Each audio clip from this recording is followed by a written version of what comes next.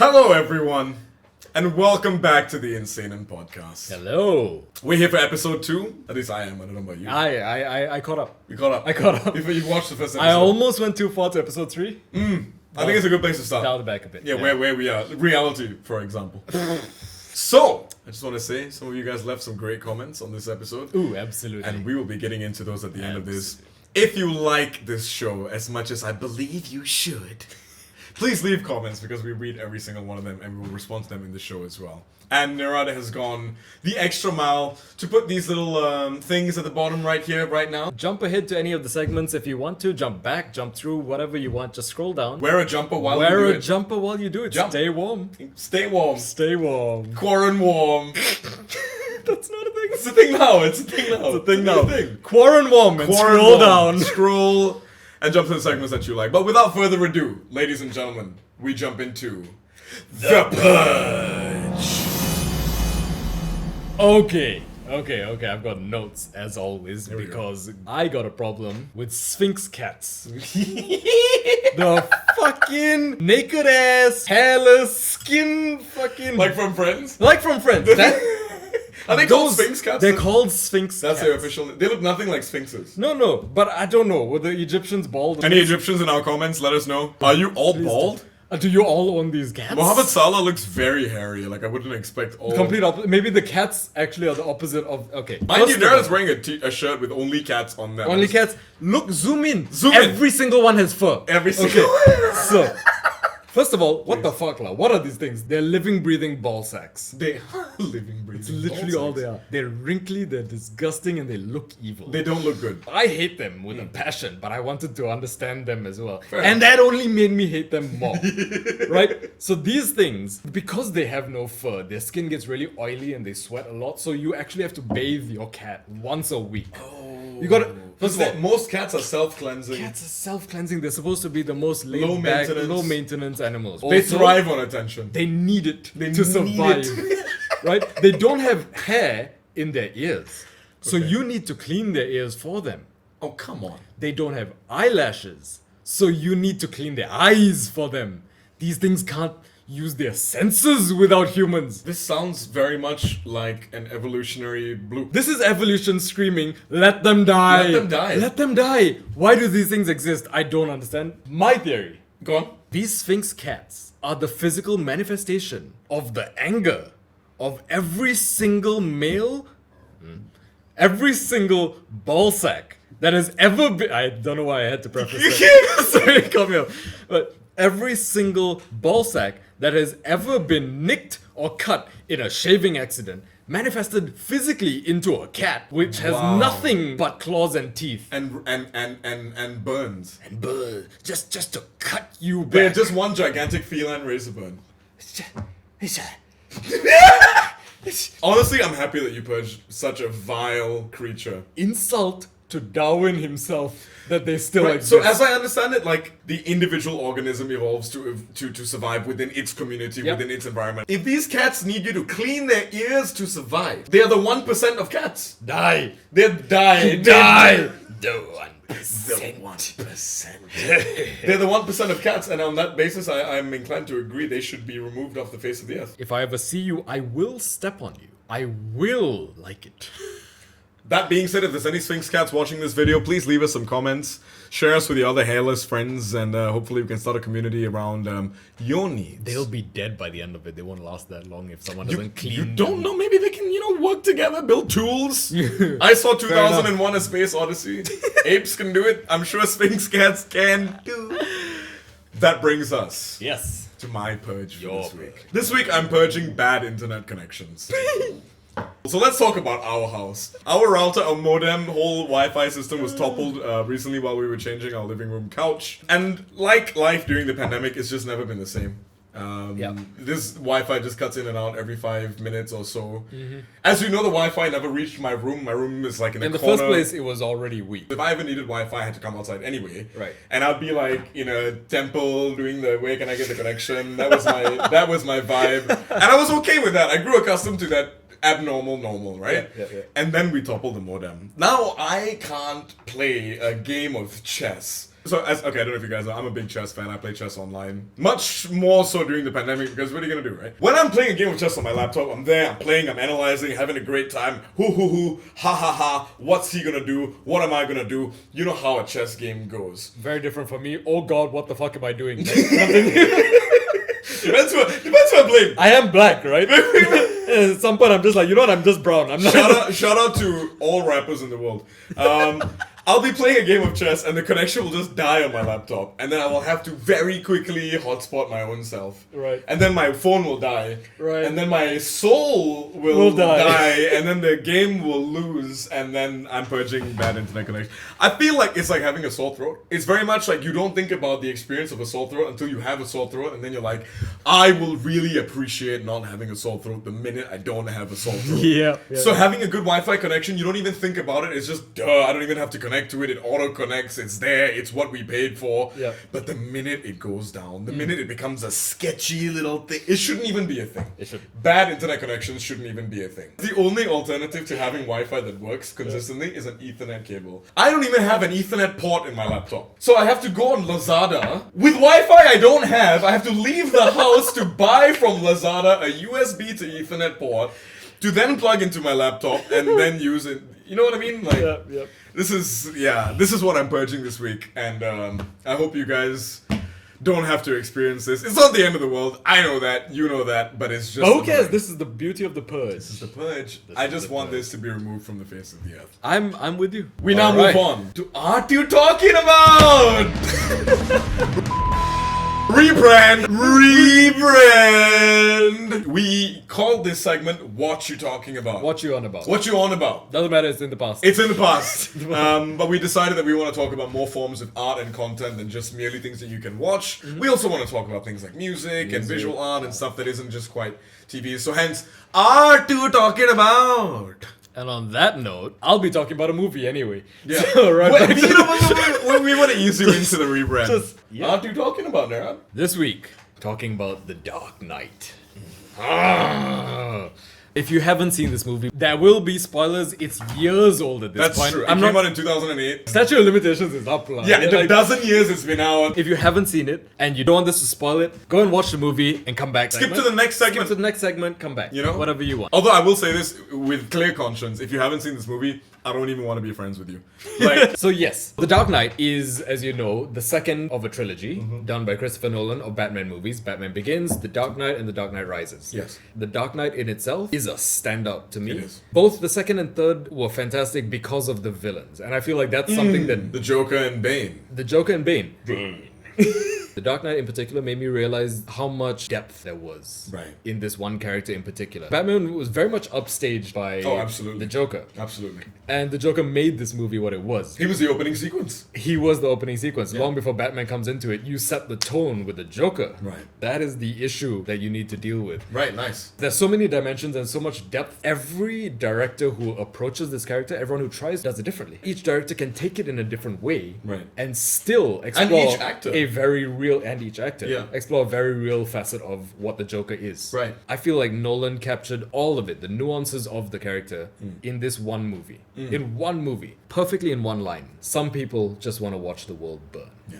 Iconic line, and it sets the tone for who this person is. The Joker does not give a fuck about money. No. Literally in one Sets it on scene, fire. he sets an entire mountain of cash on fire, all his. Yeah. Just to prove that point. Just to prove that he doesn't It's matter. not about money. It's about sending a message. Exactly. He doesn't want power or control, even though he gets it through the sheer chaos that he caused. Yeah. On both sides, good and bad. Neither wanted to deal with him, and therefore he managed to take over the city. By immediately alienating both the good guys and the bad guys, he became unmanageable and unstoppable. Unstoppable. Because neither side could collaborate. All he did was work with people from Arkham Asylum. He recruited the criminally insane. Our operation is small, but we've got plenty of room for aggressive expansion. So we're gonna have tryouts. He is a pure agent of chaos. And he has this one line that he says to Harvey Dent, introduce a little anarchy. Right, that line is just Anarchy, anarchy, dude. So he wants, like, his entire goal as this agent of chaos is to prove that the idea of control Is a is fallacy. ridiculous. Yeah. It brings him joy, and that's his only true purpose is to break that. So two things injustice. appear from that, right? One is that he has a dedication to the truth, to exposing truth. And embracing it. And embracing it. And two, his whole contest is a philosophical contest. Yeah. He is of a view. He fights for a view Absolutely. rather than It's a not anything personal material. gain or anything like this. He was driven by two things in the film, right? He was disgusted by the class of criminal that Gotham had. That all these guys cared about was money and they Yeah. didn't stand for anything. Yeah. This town deserves a better class of criminal. And I'm gonna give it to him. And you know, like he gets all their money back from this one scumbag and he burns his half in front of Singaporean, them. Just by to the prove- way. I know. Yes. He was sitting on top of the pile when he set it on fire. He fucking burned the guy alive. I was like, you mad motherfucker. Wait, which guy? The Singaporean guy. What? Yes! If you go to rewatch I it thought again, because I saw him falling, he jumped down off it. he jumps down off it. Oh, He's, they jump he's right- up there throwing money at the guy's head first, and then he slides down off Oh! the side. But he very much set it on fire Because while he- the guy was sitting, and Yeah. the rest of the shot was cut off at just below the top of the thing. That's amazing. The second thing he was driven by, the challenge of breaking Gotham's three pillars of strength. The three beacons of everything that is right and good. And those were Commissioner Gordon, Harvey Dent, and Batman. With these three, Commissioner Gordon was easiest to break in that Harvey Dent was already looking into Commissioner Gordon's police force, believed that there were certain people in Wirtz his team. and Ramirez. Exactly, Yes. who were corrupt. Gordon was so driven to put everyone away, he ignored his immediate team. He didn't want to put as much effort into investigating as he should have. Right. So he already had signs of weakness right from the start, and so he was a bit easier to break. When it comes to Harvey Dent, that's a bit more interesting because he was the ruthless DA, the Yeah. face of justice, trying to put every single bad guy away. Oh my god, that scene. The High guy five. pulls a gun on him in the courtroom. He grabs it, takes it Dismantles apart, it. blah, blah, blah. China made, hey, if you're gonna kill a government official, I recommend American. And then, take him away. But Your Honor, I'm not done. I'm not done. This motherfucker. This dude, man. What a like, guy. What a guy. that's What a district. a guy. That is a district attorney. That's a DA. Yeah. To the Joker, this was He was another beacon. he's a challenge. I need to Of break everything this guy. that is wrong with the world. Joker was obviously responsible for the kidnapping of both Harvey Dent and Rachel, Yeah. and eventual death of Rachel. But when he finds Harvey in the hospital, and Harvey is at this point burnt off half his face, the Joker is trying to explain to him that I hope you know that what This I is stand not for, personal. it wasn't personal, and that what he stands for is proving that trying to have a plan is never going to work, and that schemers who are trying to control things actually have no You control. gave the example of the bus and then the soldiers. Yeah. Exactly. Ah, an That was- absolute philosopher, man. Like, Absolutely. The dialogue was so well written. At that point, when he's really, really riled up Harvey Dent, he puts a gun in Harvey's hand, points it to his own head, and gives Harvey the ability to choose what to do next. Right. Just to prove that he is not someone who plans, he just does things. He I'm says, like, I don't. I'm like a dog chasing a car. Exactly. I wouldn't know what to do with one if I caught it. You know, it perfectly sums it up, right? Like, he doesn't know what he wants to do, he just does things. But he does them This- with the conviction that is missing from people who are controlled. Exactly, and who want to control. Right. This was very much the turning point of Harvey Dent. This is the Joker proving to him that your way of trying to plan everything for from your personal life to the city, Has resulted in chaos. absolute chaos. So I'm gonna give you a gun, race the chaos of life, And the he- scene before this, before the Joker enters this room where Harvey looks at his lucky coin, two sides, both the head. That's the coin that he used to interrogate the guy that was working with the Joker. It was very much, I make my own luck. Yeah. I make it seem as though it's this, which is control. Absolutely. Trying to control fate. controlling the idea of luck. you Trying know? to control luck, trying to control Exactly. chance, Yeah. which in the Joker's view is all that we are allowed anyway in life. And then he just takes it and he goes, one side of it is now burnt. Yeah. And he goes, it's up to fate. It's up to fate, and he embraces it in that moment. That is the turning Holding point. the trigger, right? And then the the Joker goes, Now we're talking. Yes. In that moment, whatever happens, he's already proven his point. True. That Harvey has already lost by trying to be a schemer, by trying to plan, because nothing he's planned has worked. Heath Ledger's Joker was like an actual comic book Joker in a real world. There's no attempt to humanize this character, which is why I feel like Nolan did so well. Which you don't get from like the Avengers, for example, because everybody's all overpowered and everything. So you are aware that you're stepping into fantasy world, whereas in the Nolan trilogy, you are stepping into real life. Yeah. And you have characters that have such grounded, insane views, like, and they coexist. Yep. They are insane views by contrast to the views that we accept as a society and stuff, but they are grounded because they're grounded in a simple belief. So with Batman, the third and final beacon of justice. Yes, and control. And control. With Batman, he tries to get Batman to reveal who he is. Yeah. And he tries to get Batman to break his one ultimate rule, which is never to kill. Right. Which in Joker's word is a misplaced sense of self-righteousness. I fucking love that. He's so condescending. It's like, who the fuck do you think you are? His disdain for this ridiculous notion of not being willing to kill is epitomized by that scene of him standing in the street with Batman I want you riding to do it. Come on, hit me. riding down on Hit his me. motorbike at him, and Yeah. he's just saying that, right? Yeah. Like, Yeah. hit me, I want you to hit me. Yeah. Did not move. He's playing chicken with his life. Batman steers off. Batman goes past and he just goes, Disappointment. Yeah. Disappointment He's because just like- again, like with Harvey and the gun, you failed me again. if you hit me, I would have won the psychological Exactly. game. It's fantastic. And Joker never wants to kill Batman either. Yeah. Because I Batman don't want to kill you. What would I do without you? exactly, he is the car that he chases. Yes. And Batman is the ultimate antithesis of To a the Joker's being view, to yeah. the Joker, right? And so he has too much fun with him. Yeah. He loves the challenge of trying to break Batman more than the idea of ever killing him, because that's Right. game over without winning. Right. No one Right. wins. Both lose. Right. Joker's willing to lose over and over again Mind until you, he wins. If you're good at something, never do it for free. Get paid half the mafia's fucking wealth to kill Batman and then burn him. Boom. And don't kill Batman! Don't kill him. And he took over the whole amazing, town. He amazing. took the city. In general, this movie I think was such a perfectly crafted narrative to really dive into the nuances of the character. Christopher Nuance. Nolan is genuinely a phenomenal director. Sorry, purportedly a eunuch though. Is that real? Yeah. Seriously? Christopher Nolan. It seems so far off that I had to take it seriously.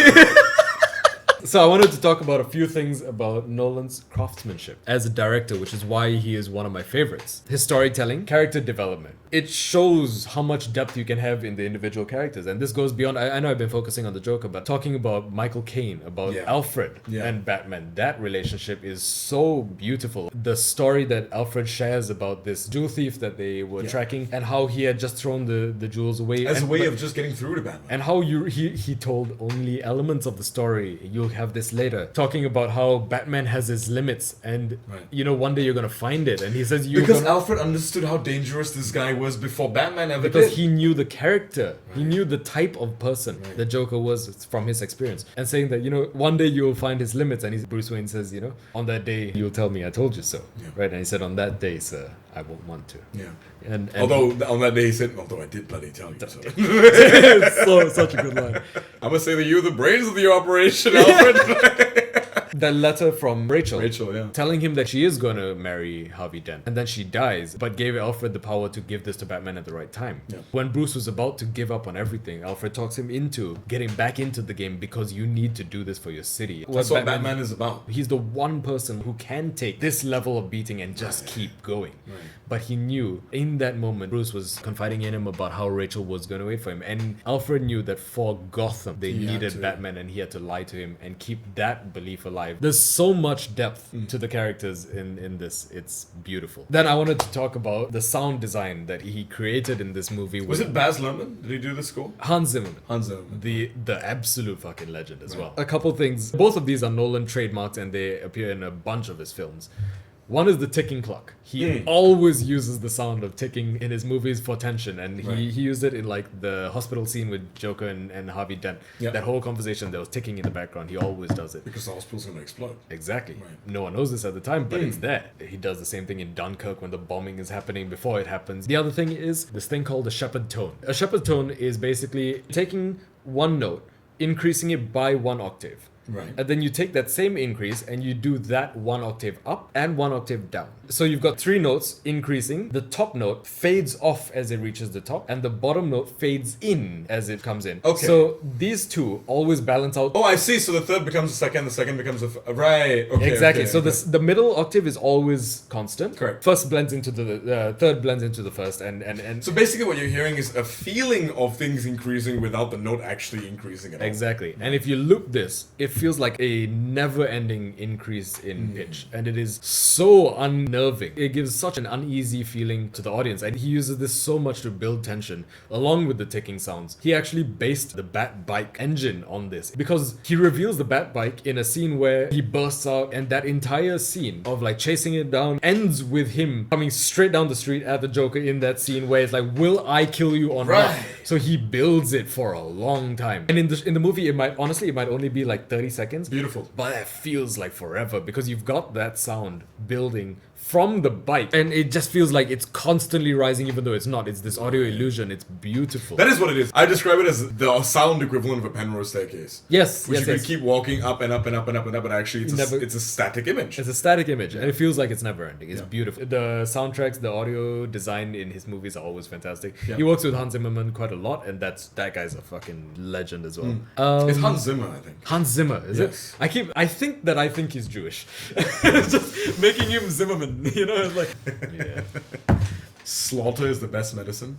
Oh, so good. So the Joker appears in this chase scene. He's in this fucking van that says laughter is the best medicine, and as he opens the door, he reveals this blood-written S on the side of laughter. Slaughter is the best medicine. It's just nice. All I can say is it is nice. It's beautiful. The Dark Knight is one of the greatest movies that has ever been made, in my Fantastic. view. What? You gotta see this! They gave the man an Academy Award posthumously, and if he'd been alive, it would have only been a bigger affair.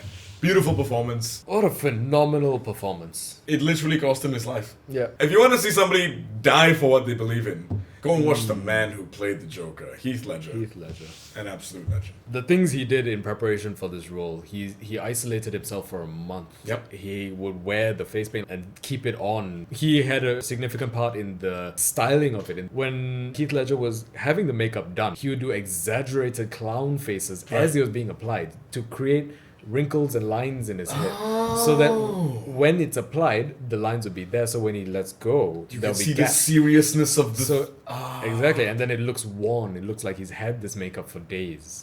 And the final thing I wanted to talk about was the other Jokers. Phoenix. Yeah. Joaquin Phoenix's performance as the Joker. It tackles the origins of the Joker. Fertile territory.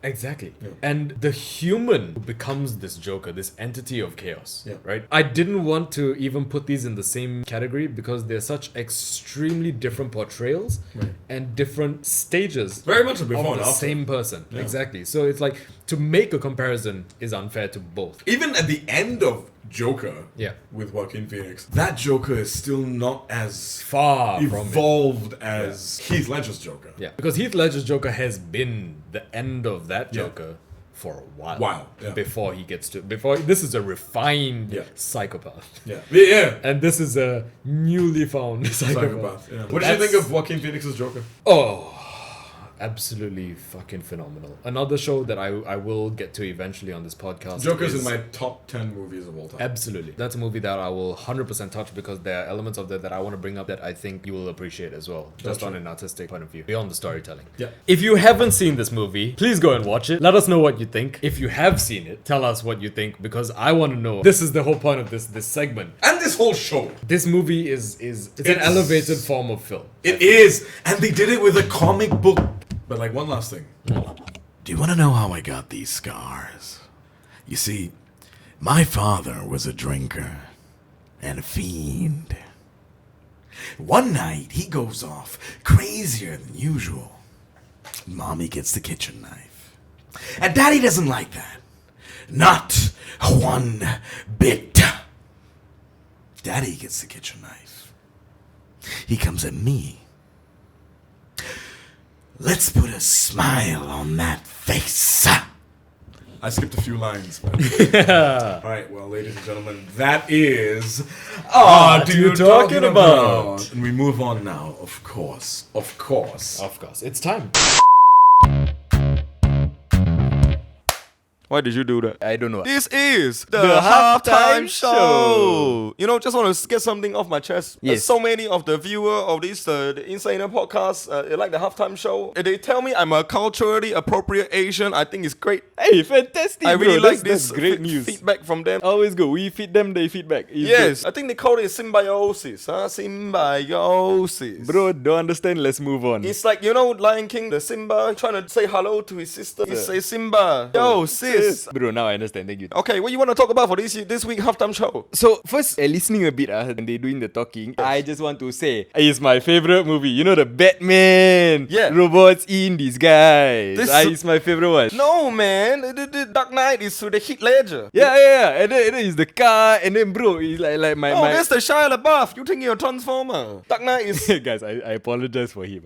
You see what I'm working with? Uncle Fu been in this game 200 years, man. I went to the cave. I meditate. All my chakra aligned. That's the story of the Optimus Prime, bro. This guy don't understand anything. You're so unprofessional, Bobbu. You're so unprofessional. I have never had a job. How can I be unprofessional? I just want to know one thing. What is actually wrong with these two guys doing this show? My main criticism for them, they just not smart. Bro, I think you hit the nail right on the elbow. I never claim that I'm a smart person, but I resonate, bro. I learned that word. Best word I know. Resonate. Resonate. Is that how they make the wine? You know, they resonate. New Zealand people tell me all this. They take the Australia flag and then they say, Kiwi.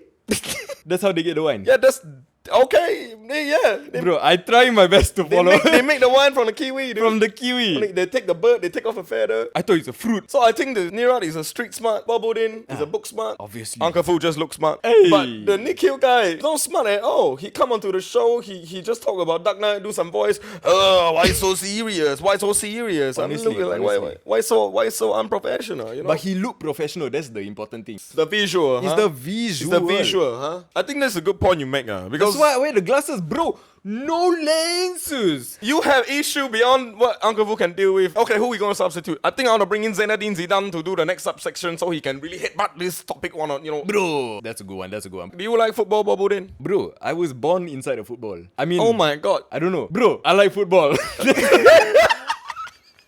Sorry, we're having some. What's the opposite of technical difficulty, huh? We have talent difficulty over here.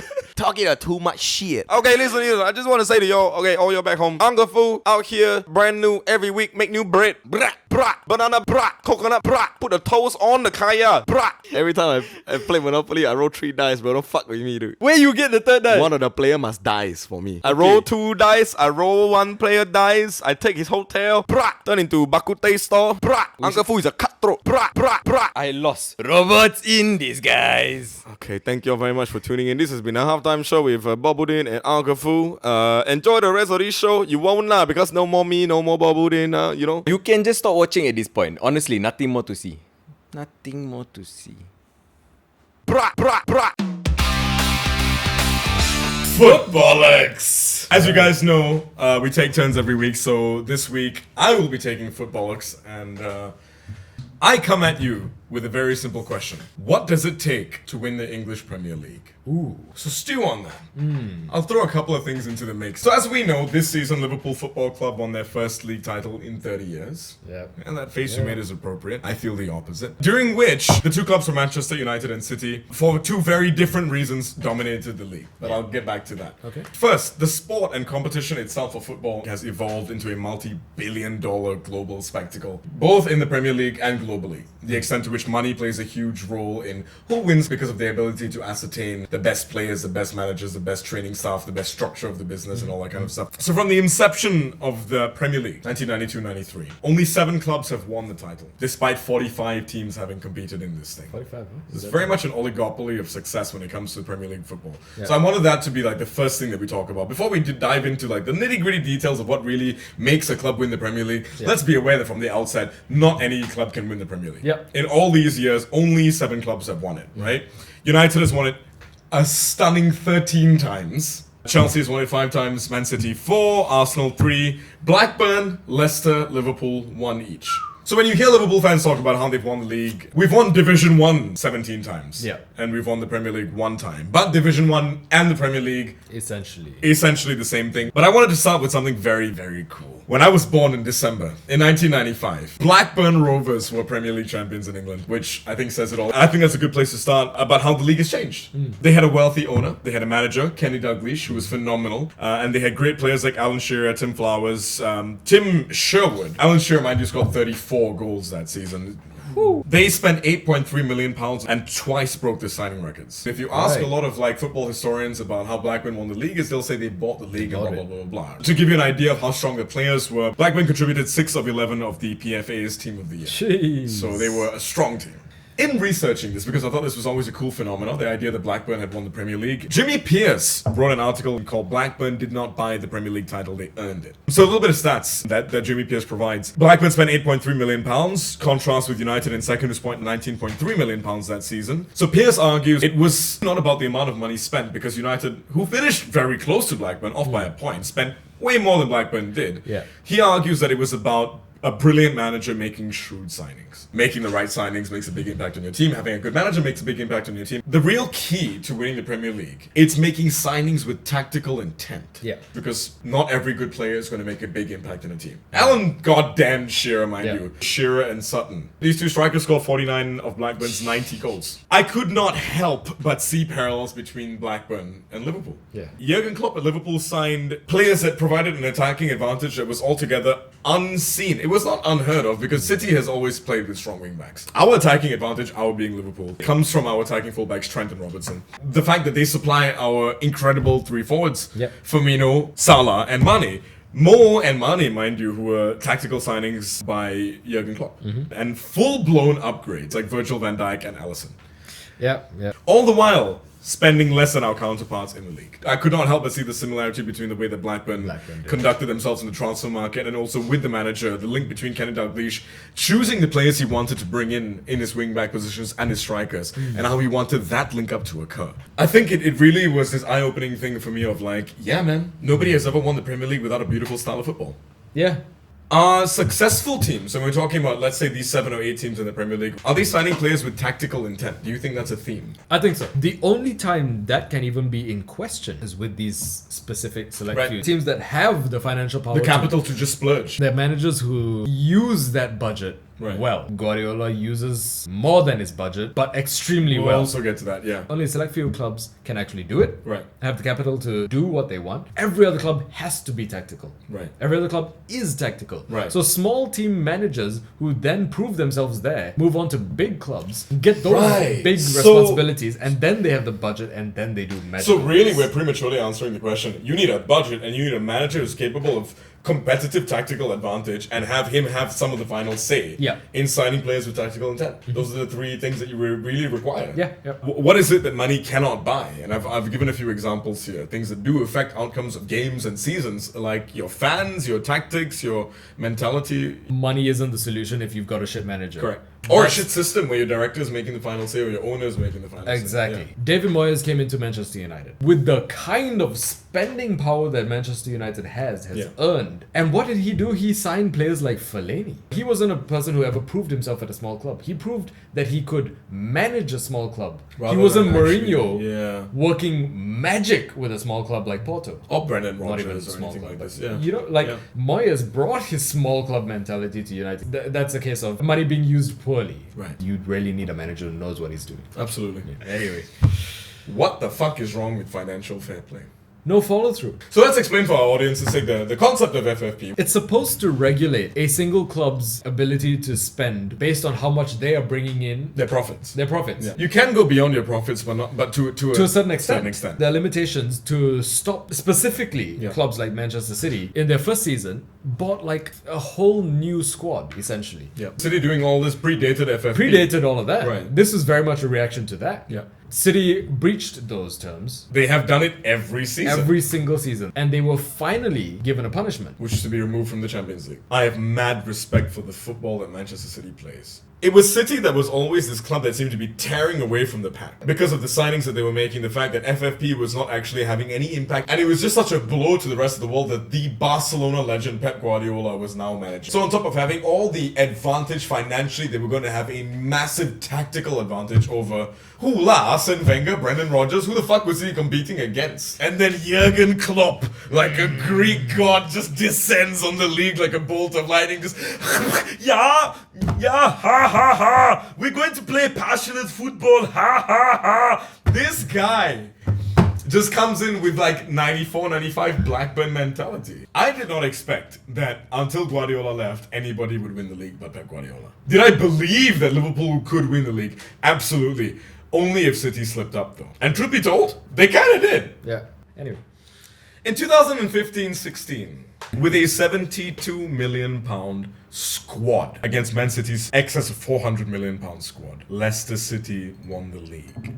To go from narrowly escaping relegation from the Premier League to winning it in a year, beyond the most amazing thing I've ever heard of in sport. Football transcended fandom. Americans were talking about this. Yes. People who actively don't give a fuck. Every single sporting fan in every single sport will have the same idea of an underdog pulling off the unimaginable. Yeah, Claudio the Ranieri. unimaginable. What a guy, what a manager, what a team. What they had was a great squad. Schmeichel, Morgan, Fuchs, Chilwell, Drinkwater, Kante, Mahrez, Schlapp, Dyer, Okazaki. What happened after? It's the same issue that every newly promoted club faces. Your best players start to get poached by the top Premier League. True. teams. I actually have a list of these players and who stayed and who left. Claudio Ranieri. He moved on to Nantes the following year. Kasper Schmeichel, son of the legendary Peter Schmeichel. Kasper Schmeichel remained. Morgan remained. Fuchs remained. Chilwell remained. Danny Drinkwater left to Chelsea. N'Golo Kante, one of the greatest football players in the world, left to Chelsea as well. 32 million pounds. A steal from N'Golo Kante. Riyad Mahrez left to Manchester City, 60 million. A fair price, I would say. To sit on the bench. If not undervalued, but to sit on the fucking bench. Mahrez, what a waste of Mahrez. It's like the owners decided to cash in. I don't think the owners had much of a choice, I'll be honest. Yeah? I think it was just a case of ambition of individual players, which I fully understand. To pull Yeah. off something like that and then believe that this is sustainable, it's the reason why so many clubs that promote into the top flight drop back down. The best players leave, Yeah. and then the rest of the squad can't maintain that. Okay, let's finish this list. Yeah. Schlapp left to Crystal Palace, 12.5 million pounds. Dyer, in fact, was never a Leicester player. He was a Swansea player and subsequently returned to Swansea. Okazaki left to Malaga. Jamie Vardy remains at Leicester City, of course, and he's this season's top scorer. So, final question to you. What do you think it takes to win the Premier League? I think it takes a combination of the right manager who not only has foresight to make the right tactical Signings. Or signings with tactical intent. Yep. Has the right mentality. If we're talking about winning the Premier League, you have to have that absolute ruthless Right. mentality. Yeah. You need a decent budget. You don't need the biggest budget in the world. Right. You just need a decent budget with the right manager to make the right signings. Again, tactical intent. Tactical intent. And then you just need belief. The single most important thing, the thing that drives you when you are Leicester City and you're in the final stretch, to have the stamina, the mental stamina, that is down to the mentality and the belief, and that's the most important thing. The mentality giants that Klopp refers to. Here's a fun fact. When I watched Liverpool lose 3-0 to Barcelona in the first leg of the semi-finals, every Barca fan was cheering like they'd won. Every Liverpool fan was sad like they'd lost. I was the one Liverpool fan who was like, what's the big deal, guys? They were like, it's game over. Like, nope, they're coming to Anfield. And I was like, I filmed this Instagram story. I was like walking back from the bar to my house and I was like, guys, you don't understand. Congratulations to Barcelona on winning the first half of this game, but eat your vitamins, you're coming to Anfield. 4-0 in the second leg. Jurgen Klopp comes out and he refers to them as mentality giants. Yeah, that's what Or it takes. fucking mentality giants, to quote him directly. I like that belief is the central sort of thing that you came onto for what it takes. Yeah. I think you're absolutely right about that. You can't do something if you don't believe that you can. Yeah, 100%. And that goes beyond football. That is Footbollocks! And to wrap things up, Our final segment. it's Comment time!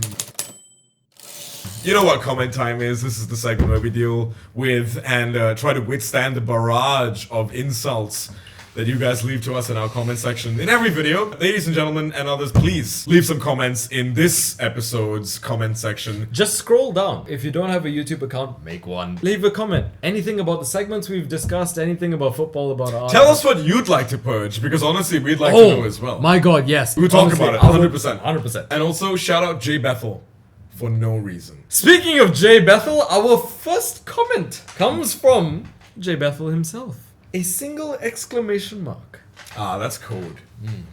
He typed that upside down. He was saying I. As in, he resonated with this so much. He's in the Bahamas right now, which is very much upside down. And I think that's what he was trying to get across. Just I. Just And I love that. Thank you, Jay, Perfect. for your wonderful comment. That was beautiful. Thanks, Jay. Poetic. We got a comment from Uncle Harmit. Uncle Harmit. I've never met this man, Hi, Uncle Harmit. but I have talked to him on a couple of occasions here and there because he does amazing wildlife photography. Wonderful. His photos are amazing. He left a comment saying, "Lovely to see Dinesh, our father, in each of you. Have always been a fan of your dad. I'm so sorry. You should really reconsider your life choices if he's your idea of a friend. But you guys are taking over. Well done." We're kidding, Daddy. He might be. Keep the smile on and keep spreading it. Best wishes. Lovely comment. I think, as wonderful as that is, it is nowhere near as insulting as we believe you guys can be. That's true. It's a bit too nice. What do you think of our dad? What do you think about that? Let us Please, know. let Do us you agree know. with Uncle Hamid? Let us know in the comments. Father, below. if you feel like rebutting any of these comments. Allegations, unfounded or founded, only you would know. Allegations. Sir Stamford Raffles, founded Founded fella fella. of the place. Do you know this was once a Fishing village?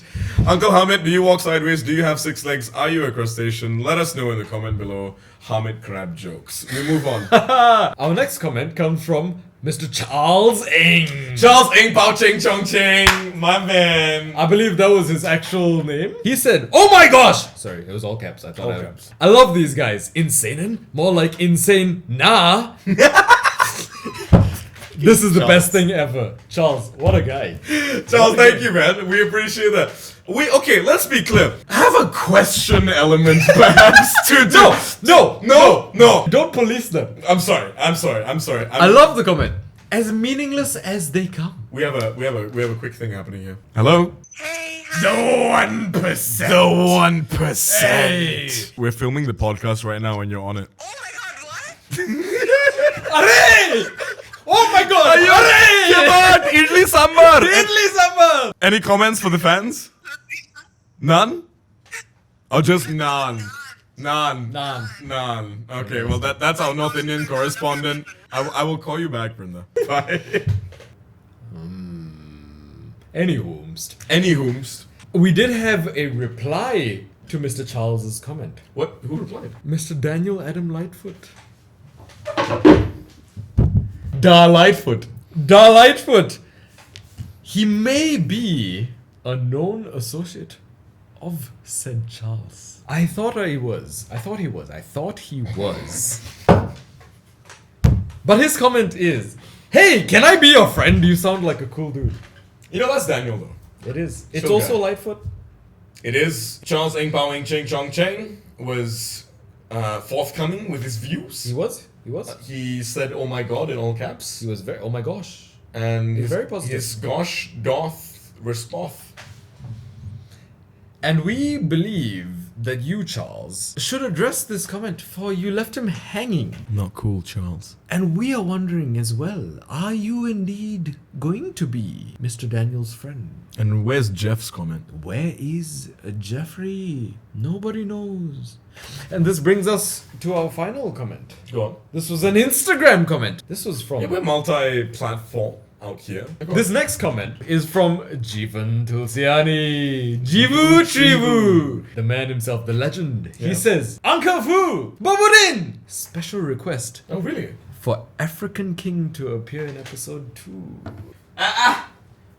Who it is that was asking for me? Sorry, I should put this aside. It was Mr. Jivu. Who is this Jivu man? He's a big fan of yours. I actually have a much better question for you, my friend. For me. Yeah. Who the hell are you and what are you doing in my house? I'm just a guy. You're in my house. I'm a guy. I just. This is what you believe. You believe with brains dimmed through stupid. Huh? I can't. The education system has failed you. Yeah. Baba is trying to help. Oh, thank you. Let me talk to this Jivai guy. He's not here. It was a comment in the past. No, he's a FaceTime, no? No. What do you mean it's not a FaceTime? No, it's not everything. You don't want to time with my face? He doesn't want to time with your face. That is his problem. That is his I want to ask a question, but you don't want to hear the answer. Do you have a question for Jivu? Can he Yes, respond I to have you? question for Jivu. Jivu, why He's- don't you? he's Why here. not you? Thank you. Why not you tell me your problem? Huh? I do what I do, and you do what you do, but you want a piece of me, but you don't want to FaceTime. Jivu, I'm telling you, get on the program. Is that what they say? Get with the program, okay? Okay, the program is what you are missing. Okay, thank you, Jivu. Well, thank you for your comment, Jivu. What? That was a guy. Don't worry about it. I don't know what he means, but I mean, at some point, yeah, maybe we might consider doing it. Final comment, which What? was general comments from the GCs. general people, and it was across all platforms. It was just, in this modern world, not all comments are left on the videos. So it was through WhatsApp and things. Oh, okay, cool. There was so much fucking hate for Drainflies. There is not one person who gave me feedback on episode 1 who didn't talk about Drainfly. Drainflies! Yeah. Fuck the Drainflies! I had an issue with Drainflies today. They're in my room. Oh. Thing kept going into the screen. I was like, go away. And then he came back and I was like, go away. They don't learn. They don't learn. They just Don't keep flying back. I was learn. like, dude, what do you want? You're They're making- masochistic. They want want to to be hit. die. They want to die. They want to die. Anyway, again, let us know what you hate. What would you purge? Let us know what you'd like to remove off the face of the earth, be it a person, phenomenon, concept, anything at all. Let us know in the comments below. And, as a last message, thank you guys so much for your support with the Insenan podcast so Absolutely. far. We love doing this. It's really good fun. Please keep leaving us comments. Share this with your friends.